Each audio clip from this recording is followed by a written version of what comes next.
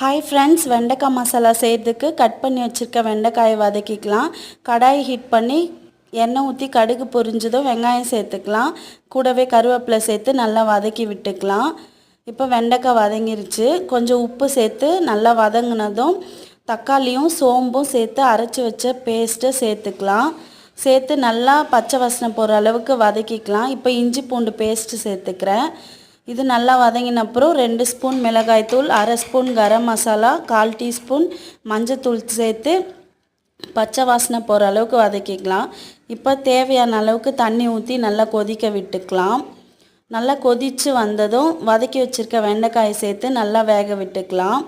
வெண்டைக்காய் நல்லா வெந்ததும் சூப்பரான வெண்டைக்காய் மசாலா நமக்கு ரெடி ஆகிடும். இந்த பாருங்கள், கம கமன்னு வெண்டைக்காய் மசாலா ரெடி ஆயிடுச்சு. சப்பாத்தி, தோசை, சாதத்து கூட செம்ம காம்பினேஷனாக இருக்கும். கண்டிப்பாக ட்ரை பண்ணி பாருங்கள். பாய்.